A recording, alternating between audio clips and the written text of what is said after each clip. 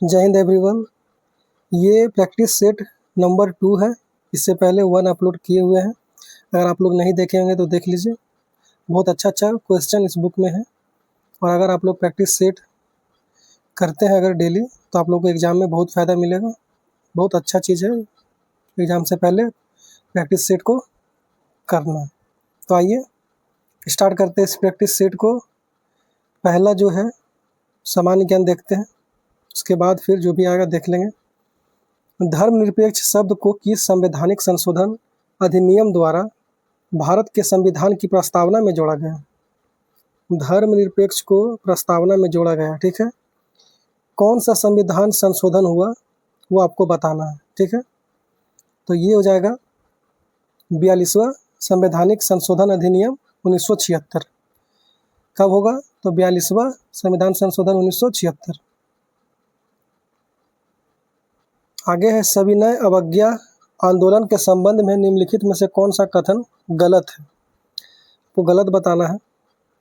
इस आंदोलन का प्रारंभ ऐतिहासिक दांडी मार्च के साथ हुआ था।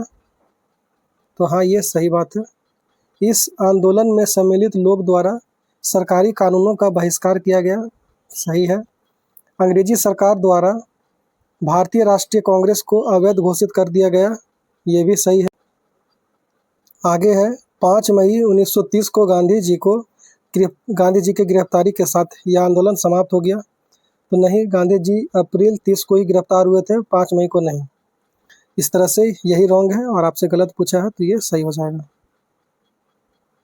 निम्नलिखित में से किस भवन की डिजाइन FW स्टीवंस द्वारा तैयार की गई थी? तो ये डिजाइन किया हुआ है कि कौन सा चीज़ का? तो छत्रपति शिवाजी टर्मिनस का। याद रखिएगा, छत्रपति शिवाजी टर्मिनस का डिजाइन करने वाला कौन है? FW स्टीवंस, ठीक है। आगे, निम्नलिखित में से कौन सा युद्ध 16वीं शताब्दी ईस्वी में लड़ा गया? तो यह युद्ध हो जाएगा इस सब में से पानीपत का प्रथम युद्ध। कब हुआ था? 1526 में। और ये आता है 16वीं शताब्दी के अंदर। इस तरह से आंसर हो जाएगा नंबर 1। निम्नलिखित में से कौन सा पुरस्कार के बिरला फाउंडेशन द्वारा दिया जाता है? तो इसका आंसर हो जाएगा व्यास सम्मान। के बिरला फाउंडेशन के द्वारा दिया जाता है, तो व्यास सम्मान ऑप्शन ए है। आगे है 6 number, Madhav Gadgil panel dash के पर्यावरण से संबंधित है। तो ये हो जाएगा पश्चिमी घाट। माधव गाडगिल पैनल पश्चिमी घाट के पर्यावरण से संबंधित है। भारतीय ध्वज संहिता के अनुसार राष्ट्रीय ध्वज की लंबाई और ऊंचाई का अनुपात क्या होगा? तो इसका अनुपात हो जाएगा 3:2।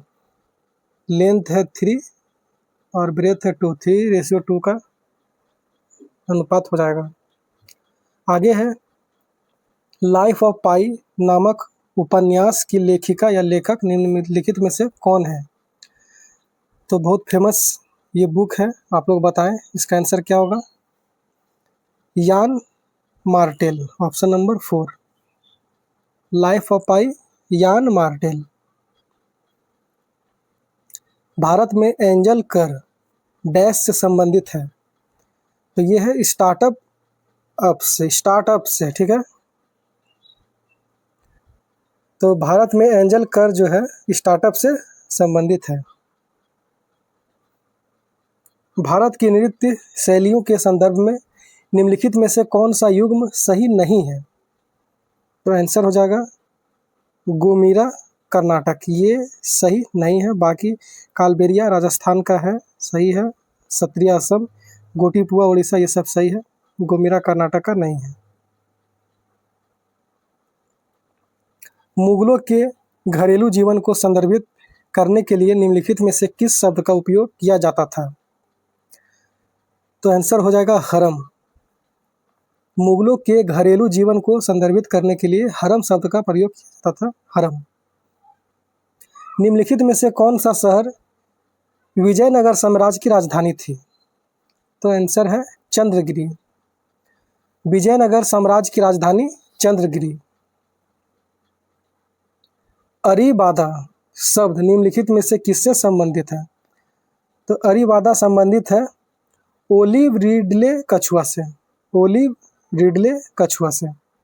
अरीवादा शब्द किससे रिलेटेड है? ओलिव रिडले कछुआ से। तापी नदी निम्नलिखित में से किस राज्य में प्रवाहित नहीं होती है? नहीं पूछा है तो बताइए। इसका आंसर हो जाएगा राजस्थान। राजस्थान से तापी नदी प्रवाहित नहीं होती है, बाकी मध्य प्रदेश, महाराष्ट्र, गुजरात से प्रवाहित होती है। हवा में गर्म किए जाने पर सिंदूर डैश के ऑक्साइड में परिवर्तित हो जाते हैं। तो ये परिवर्तित होंगे मरकरी से। हवा में गर्म किए जाने पर सिंदूर मरकरी के ऑक्साइड में परिवर्तित हो जाता है। ठीक है, ये वही सिंदूर है जो कि लेडीज लोग, औरतें लगाती है, उसी सिंदूर के बारे में है। चलिए आगे देखिए। लोकसभा के अधिनियमों के अंतर्गत सदन का नेता का अर्थ किससे है यदि वह लोकसभा का सदस्य हो? तो आंसर हो जाएगा प्रधानमंत्री, ऑप्शन नंबर 4। सदन का नेता मतलब कि प्रधानमंत्री से है। ठीक है। 17 नंबर है महत्वपूर्ण संयुक्त सैन्य अभ्यासों के संदर्भ में निम्नलिखित में से कौन सा युग्म सही है? सही है पूछ रहा है। पहला है वज्र प्रहार भारत और फ्रांस। तो ये गलत है, क्योंकि वज्र प्रहार जो है भारत और अमेरिका के साथ होता है। किसके साथ होता है? अमेरिका के साथ। ठीक है। आगे है कोंकण भारत और ओमान। तो ये गलत है। कोंकण सैन्य अभ्यास जो होता है भारत और ब्रिटेन के साथ होता है, ब्रिटेन। ठीक है। गरुड़ शक्ति भारत और इंडोनेशिया, ये सही है। गरुड़ शक्ति भारत और इंडोनेशिया का संयुक्त सैन्य अभ्यास है। ठीक है। तो इस तरह से ऑप्शन नंबर 3 हो जाएगा सही। बाकी डेजर्ट ईगल जो है, डेजर्ट ईगल ये है किसके साथ? तो ये है भारत और वियतनाम नहीं होगा, यूएई होगा। यूएई संयुक्त अरब अमीरात, यूनाइटेड अरब एमिरात्स। ठीक है, ये हो जाएगा सही आंसर। आगे है भारत की पनबिजली परियोजना के संदर्भ में निम्नलिखित में से कौन सा युग्म सही है? तो देखिए सही कौन हो जाएगा?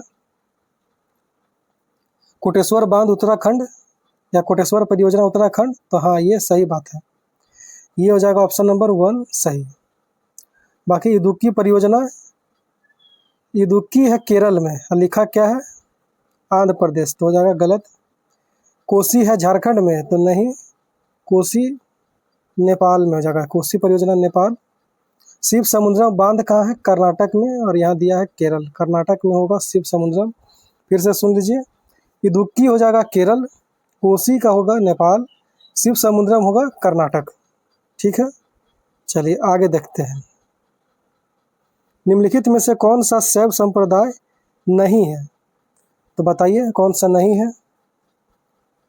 पंचरात नहीं है, बाकी ये सब जो है कापालिक, वीरशैव और पशुपत, ये सब है, बाकी नहीं में है पंचरात्र। ठीक है। निम्नलिखित में से कौन सी धातु अभिक्रिया श्रृंखला के शीर्ष से संबंधित नहीं है? तो आंसर हो जाएगा लीड, ऑप्शन नंबर 1। यह धातु अभिक्रिया श्रृंखला में शीर्ष से संबंधित नहीं है, मतलब ये टॉप में नहीं आता है। ठीक है, ये नीचे आएगा, बाकी ये सब ऊपर में दिखेगा आपको रिएक्टिविटी सीरीज में। मेटल का रिएक्टिविटी सीरीज में लीड जो है शीर्ष में, मतलब ऊपर में नहीं आता है, नीचे रहता है। अब यहाँ से मैथ है। मैथ आप लोग घर पे बनाइएगा, इसका PDF मैं दे दूंगा। आइए अब हम लोग हिंदी की ओर प्रस्थान करेंगे। उपयुक्त विकल्प चुनकर वाक्य में रिक्त स्थान की पूर्ति करें।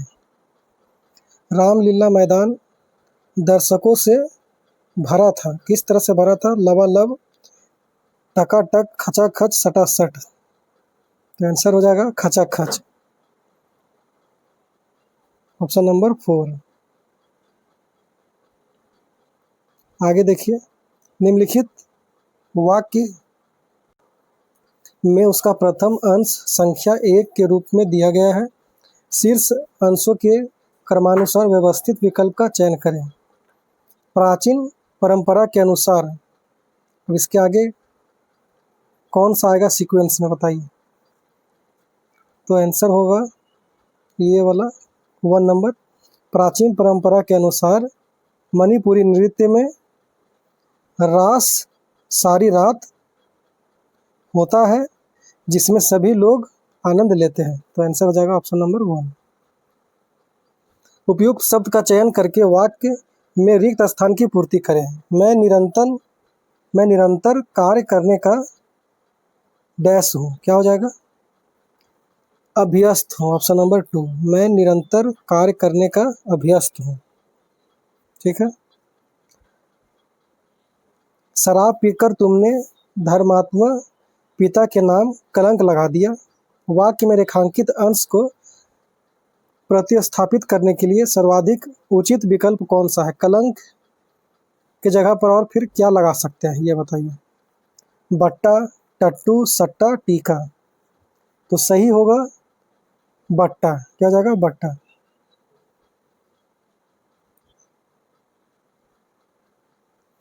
शराब पीकर तुमने धर्मात्मा पिता के नाम बट्टा लगा दिया, मतलब वही हो गया कि कलंक लगा दिया। ठीक है। आगे है निम्नलिखित में से उचित क्रम में व्यवस्थित वाक्य का चयन करें। ऐसा वाक्य का चयन कीजिए जो कि क्रम में सही तरीका से व्यवस्थित किया गया है। पहला है मनुष्य के विचारों को पूर्णतः प्रकट करने वाले पद समूह को वाक्य कहते हैं।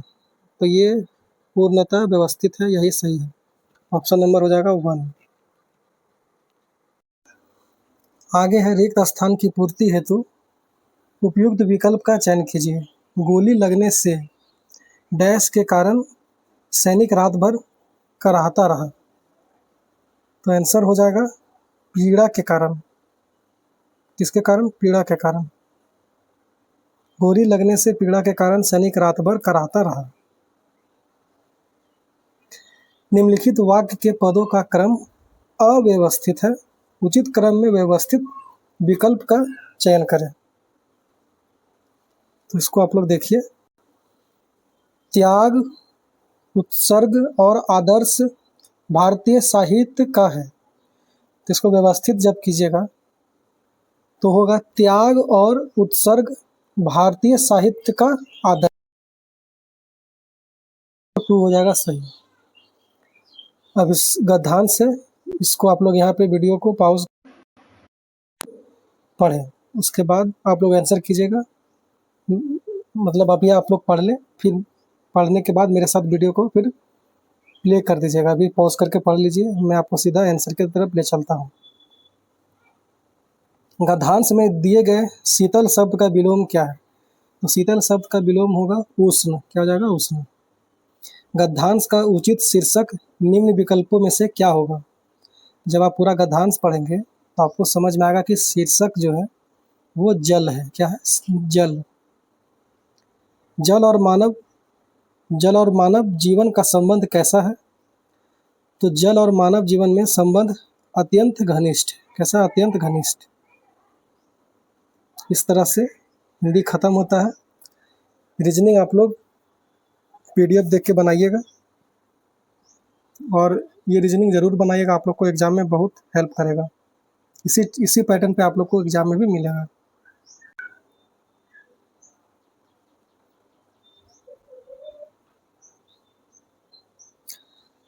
Let's move to the English section. तो 71 है एनालॉगीज फॉर स्मेल नोज। तो फिर इधर क्या आना चाहिए? नोज से आप लोग स्मेल करते हैं, तो आई से आप लोग कैलीग्राफी करेंगे नहीं। टेस्ट से फ्रीक्वेंसी, ये भी नहीं। ईयर से नॉइज, ईयर से नॉइज होगा कि नहीं? क्या लग रहा है आप लोगों को? एकदम होगा। नोज से आप लोग स्मेल कर सकते हैं, तो ईयर से आप लोग नॉइज को भी पहचान लेंगे। कुछ भी आवाज़ हो रहा है, हल्ला हो रहा है, तो आप लोग ईयर से ही पहचानेंगे। जैसे कि कुछ स्मेल करे तो आप लोग नोज से पहचानेंगे। आंसर हो जाएगा 71 का option number 3। Choose the option that describes the meaning of the following idiom and phrase. A wait blanket. A wait blanket का मतलब क्या होता है?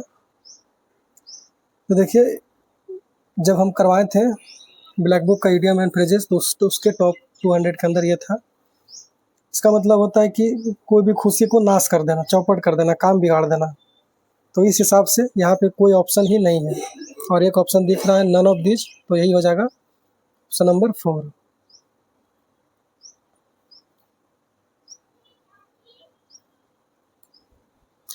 Fill in the blank with appropriate given option. Dash tiger and lion belong to the cat family. तो क्या होना चाहिए? तो यहाँ होगा द टाइगर एंड लायन। क्या होगा? The tiger and lion. 74 देखिए, in the following question identify the correct sentence. कौन सा सेंटेंस सही है वो आप बताइए। पहला है where there are wheels there is always a way. देखिए इसमें गड़बड़ी है, यहाँ पे क्या होना चाहिए? तो where there is a wheel होगा, where there is a wheel there is always a way, there is always a way, ये ठीक है, लेकिन यहाँ पे 2 मिस्टेक आपको दिख गया। ठीक है, तो ये गलत है, आपसे सही पूछा है, हट जाएगा ये आपके दिमाग से। आगे देखिए, this is an old saying but so true. So true नहीं होता है, नॉट ट्रू होता है। ठीक है, क्या होगा? Not true. इसी तरीक़ा से 3 नंबर भी रॉन्ग है। आप लोग का सही आंसर जो है वो है ऑप्शन नंबर 4। और 4 किस में दिया गया है? ऑप्शन नंबर 4 में। तो इस तरह से 4 हो जाएगा सही आंसर। आगे देखिए, एंटोनिम फॉर नेसेसरी इज। तो नेसेसरी का एंटोनिम क्या होगा? इसका होगा सुपरफ्लोज, option number 4।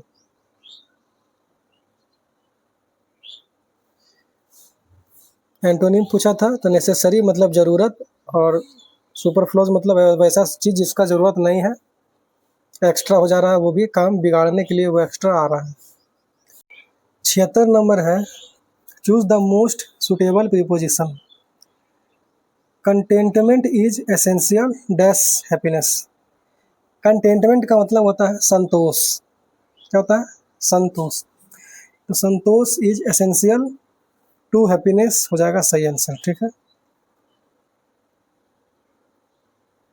Containment is essential to happiness, option number 2। ये बहुत इंपॉर्टेंट है, इसको 2-4 बार बोलकर दिमाग में बैठा लीजिएगा, क्योंकि बहुत कोई 4 आंसर कर देगा लेकिन आंसर होगा क्या? 2। Find out the incorrect part of the following sentence. अब इस पार्ट में देखिए कहाँ पे गलत है। तो she is too much beautiful so most of the boys run after her and want to influence her. तो देखिए यहाँ पे जो सही नहीं है वो टू मच है।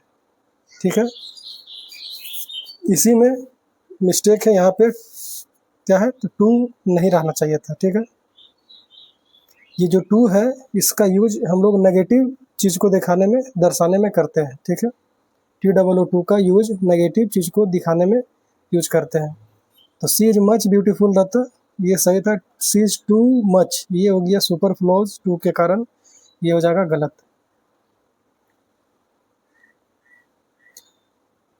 चलिए आगे देखिए, find out the incorrect part of the following sentence. तो we are confident enough to earn our livelihood by toiling hardly. तो क्या होना चाहिए सही? टॉयलिंग हार्डली नहीं, टॉयलिंग हार्ड होगा। LY हटा दीजिए तब फिर ये पूरा सही हो जाएगा। इस तरह से 4 वाला पार्ट में मिस्टेक है, 78 का हो जाएगा 4। 79 है, fill in the blanks with appropriate conjunction. If you dash that film you would have earn a lot. देखिए इस तरह से लिखा रहे तो इसको यू हैड या फिर यू वुड, दोनों में से जो सूटेबल हो वो आप पढ़ सकते हैं। ठीक है, तो यहाँ पे 79 का आंसर होना चाहिए had seen. If you had seen that film you would have earn you would have learn a lot. अगर वो फिल्म तुम देखे होते तो तुम बहुत कुछ सीखे होते। ठीक है, चलिए आगे देखते हैं। अब तो एक बचा है इंग्लिश का, find the synonym of recover. Recover का सिनोनिम समानार्थी शब्द क्या होगा?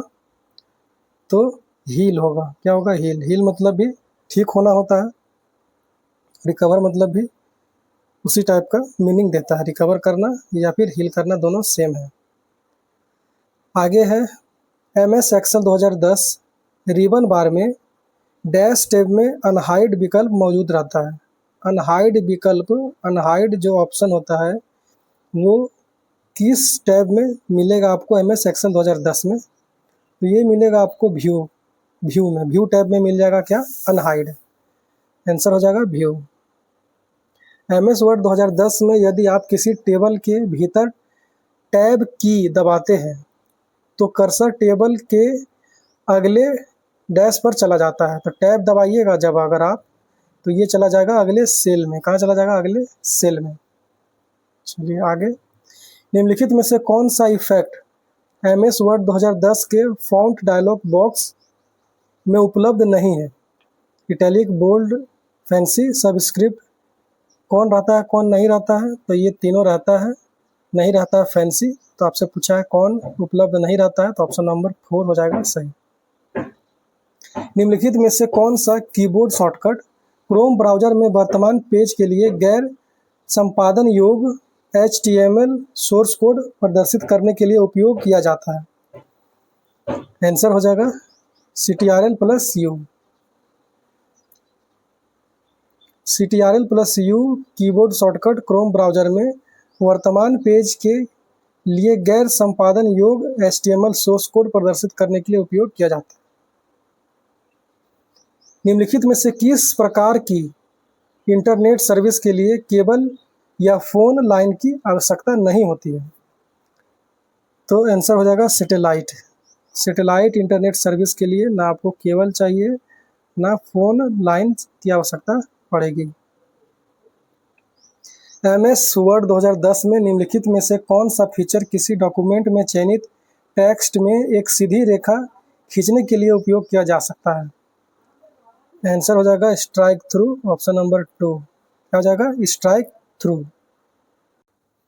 MS वर्ड 2010 में स्ट्राइक थ्रू फीचर किसी डॉक्यूमेंट में चयनित टेक्स्ट में एक सीधी रेखा खींचने के लिए उपयोग किया जा सकता है। पैराग्राफ में डबल स्पेसिंग अप्लाई करने के लिए MS वर्ड 2010 में निम्नलिखित में से किस शॉर्टकट की का उपयोग किया जाता है? पैराग्राफ में डबल स्पेसिंग अप्लाई करना है तो आपको करना पड़ेगा Ctrl+2। Ctrl+2 कीजिएगा तो क्या होगा? डबल स्पेसिंग होगा। Ctrl+2। MS एक्सेल 2010 में पिछली सीट पर जाने के लिए कौन सा शॉर्टकट की का उपयोग करेंगे? Ctrl+पेज अप। पिछला सीट में जाना है तो Ctrl+पेज अप करना पड़ेगा आपको। ठीक है।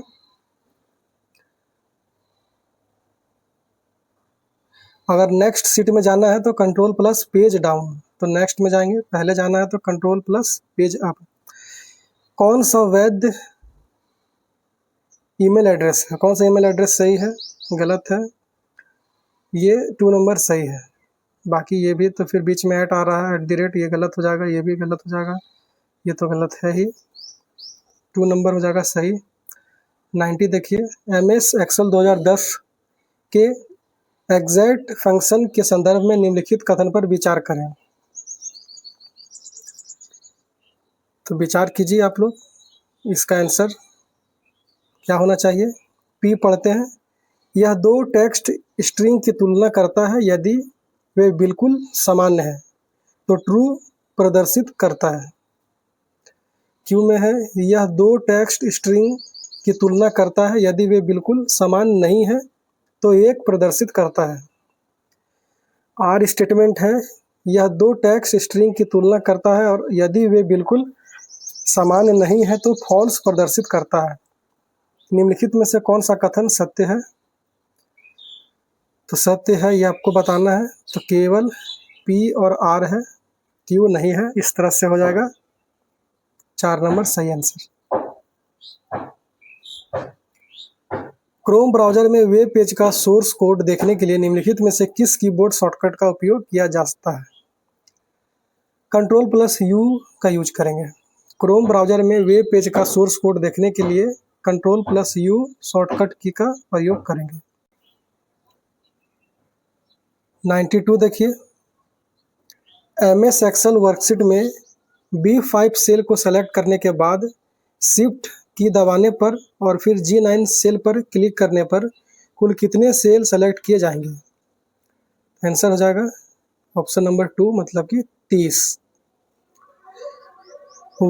MS एक्सेल वर्कशीट में B5 सेल को सेलेक्ट करने के बाद शिफ्ट की दबाने पर और फिर G9 सेल पर क्लिक करने पर कुल 30 सेल सेलेक्ट किए जाएंगे। MS वर्ड व्यू संबंध में निम्नलिखित में से कौन सा कथन असत्य है मतलब गलत है? 2 नंबर, डॉक्यूमेंट फाइल में हेडर और फुटर दोनों नहीं हो सकते हैं, यही गलत है, ये असत्य है, ऑप्शन नंबर 2 हो जाएगा सही। MS एक्सेल वर्कबुक में पहली वर्कशीट का डिफ़ॉल्ट नाम क्या होता है? तो पहली वर्कशीट का डिफ़ॉल्ट नाम शीट 1 होता है। क्या होता है? शीट 1। MS वर्ड डॉक्यूमेंट में अंत तक जाने के लिए निम्नलिखित में से किस कीबोर्ड शॉर्टकट का उपयोग किया जाता है? तो अंत तक जाने के लिए किसका उपयोग करेंगे आप? तो करेंगे कंट्रोल प्लस एंड का। तो कहाँ चले जाएंगे? अंत तक मतलब लास्ट तक। कंट्रोल प्लस एंड होगा। क्या होगा? Control plus and. Alt plus and से क्या होता है? वर्तमान पंक्ति में अंतिम सेल में जाता है। वर्तमान पंक्ति का मतलब जिस पंक्ति में आप होंगे उसका लास्ट में जाएंगे, लेकिन ओवरऑल सबसे लास्ट अगर जाना है तो कंट्रोल प्लस एंड का करना है। WWWC का पूर्ण रूप क्या है? तो इसका आंसर होगा option 1 world wide web consortium. World wide web consortium option number 1।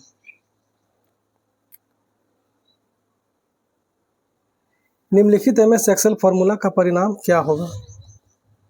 इसको बनाइए आप लोग, इसका परिणाम क्या होगा कमेंट कीजिएगा। बनाने के बाद जो आंसर आएगा वो आएगा 4 नंबर। क्या आ जाएगा? 4। 4 में है क्या? 1 है, तो 1 आएगा आंसर आपका। 98 डॉट डॉकएक्स फाइल एक्सटेंशन निम्नलिखित में से किसमें सबसे पहले परिचित किया गया? तो देखिए इस तरह का फाइल डॉस एक्स ये फाइल एक्सटेंशन है, ये आपको सबसे पहले मिला था MS वर्ड 2007 में। कब मिला है? MS वर्ड 2007 में मिला है। निम्नलिखित कथन सत्य है या असत्य है स्पष्ट कीजिए। MS वर्ड में एक पैराग्राफ को दोहरी लाइनों के साथ रेखांकित मतलब कि अंडरलाइन किया जा सकता है। दूसरा है MS वर्ड में एक पैराग्राफ में एक ही वाक्य हो सकता है। पहला क्या है, दूसरा क्या है बताइए? पहला है सत्य, दूसरा भी है सत्य। ऑप्शन नंबर 4 हो जाएगा सही। ठीक है, ये भी सही है, ये भी सही है। ईमेल के बारे में निम्नलिखित में से कौन सा कथन सत्य है? आपको सही बताना है। ईमेल में अटैचमेंट के रूप में PDF और जिप फाइल दोनों एक साथ नहीं हो सकते, गलत बात, हो सकते हैं। ईमेल में CC फील्ड खाली हो सकती है। हाँ, CC फील्ड ऑप्शनल रहता है, खाली हो सकता है, तो सही हो जाएगा कथन नंबर 2। इस तरह से सेट 2 कंप्लीट होता है। अगर आप लोगों को अच्छा लगता है तो आप लोग प्लीज़ लाइक और सब्सक्राइब कर ले मेरे चैनल को, और हो सके तो मेरे लिए या मुझे हेल्प करने की आप लोग अपने फ्रेंड्स को जो भी BPSCL का तैयारी करते हैं उनको मेरा चैनल सजेस्ट कीजिए, शेयर कीजिए। Thank you. मिलते हैं नेक्स्ट वीडियो में, तब तक के लिए जय हिंद।